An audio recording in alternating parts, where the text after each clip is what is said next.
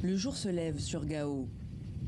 Le dernier convoi logistique est parti dans la nuit, mais il reste encore quelques hommes sur la base. Ce sont les militaires du groupement tactique Désert Montclar. En charge de la sécurisation du camp et de ses alentours, ils ne partiront que plus tard. Le caporal Nicolas et ses hommes montent la garde à la porte est du camp, Papa Echo, comme l'appellent les militaires. Une zone symbolique puisque c'est par cette porte que les soldats français quitteront définitivement Gao. Ici, voilà, vous voyez, vous avez la R, on sera les derniers à passer par cette porte-là parce qu'on se situe en direction de Niamey avec la RN17. C'est l'accès le plus rapide.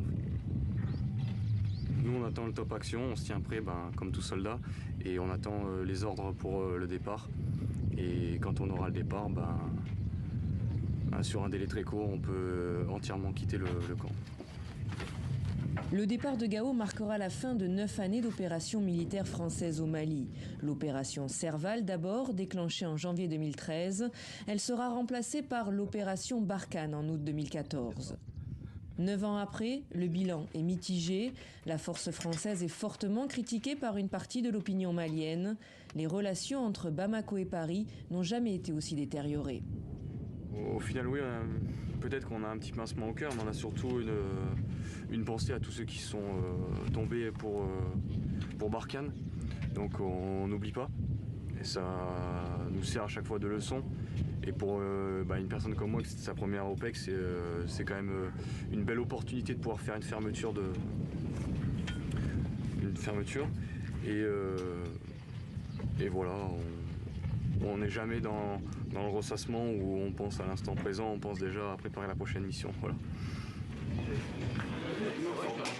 Alors que l'essentiel des 3000 militaires français qui étaient présents à Gao se trouvent déjà hors du Mali, ces hommes attendent l'ordre de départ officiel, ce fameux jour J qui à ce moment-là est encore tenu secret. Entre lecture et partie de tarot, chacun occupe le temps.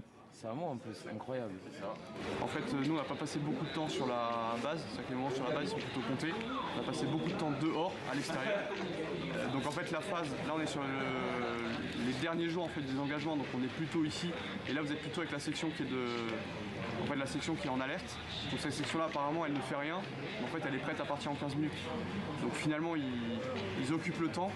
Et peut-être que dans 10 minutes, ils seront plus là. Et s'ils sortent, c'est pour faire des patrouilles. Elles sont quasi quotidiennes, notamment pour sécuriser l'axe Gao-Niamey qu'emprunteront les militaires. Jusqu'au dernier jour, on patrouillera. En fait, on réalisera notre mission. C'est-à-dire que notre mission, elle est à la fois désengagée, mais à la fois aussi de poursuivre le combat contre les groupes armés. Donc il se poursuit de plein de manières différentes en fait, en termes militaires, mais notamment par les patrouilles, par rassurer la population, par continuer à échanger à Gao, dans les villes autour. C'est ce qui se passera ce jour-là. Une unité en patrouille sur l'axe Gao-Niamey tombera sur un groupe de combattants terroristes dans les environs de Tassiga, une commune située à une quarantaine de kilomètres de la frontière nigérienne. L'accrochage fera 2 morts côté terroriste. Ce sera la toute dernière opération de la force française au Mali. Dans un peu plus de 24 heures, elle quittera officiellement le pays.